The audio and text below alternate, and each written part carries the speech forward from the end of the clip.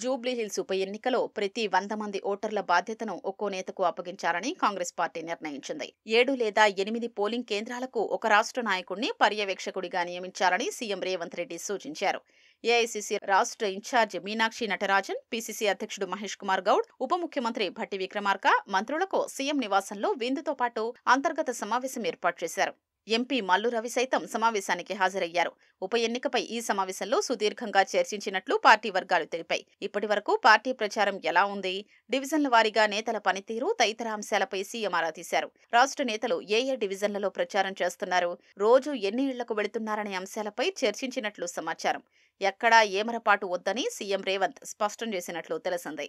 ప్రతి రాష్ట్ర నాయకుడు 20 నుంచి 30 మంది అనుచరులతో కలిసి ఇంటింటికి వెళ్లి ఓటడగాలని నిర్ణయించినట్లు పార్టీ వర్గాలు తెలిపాయి. రాష్ట్ర సర్కార్ అమలు చేస్తున్న సంక్షేమ పథకాలు, అభివృద్ధి కార్యక్రమాల్ని ఇంటింటికి వెళ్లి వివరించాలని మంత్రులకు సీఎం సూచించినట్లు సమాచారం.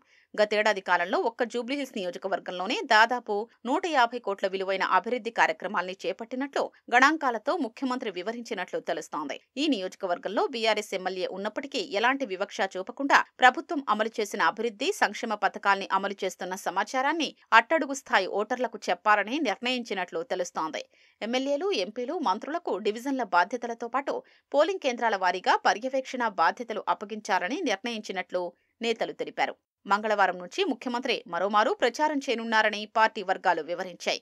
ఈ నెల 9న ప్రచార గడువు ముగిసే వరకు మంత్రులంతా నగరంలోనే ఉండాలని, ప్రతిరోజు జూబ్లీహిల్స్ నియోజకవర్గంలో తిరిగి ప్రచారం చేయాలని మీనాక్షి సూచించినట్లు సమాచారం. రాష్ట్రంలో అధికారంలో ఉన్నందున ఉప ఎన్నిక గెలుపు అత్యంత ముఖ్యమని ఏఐసీసీ భావిస్తోందని మీనాక్షి చెప్పినట్లు తెలుస్తోంది.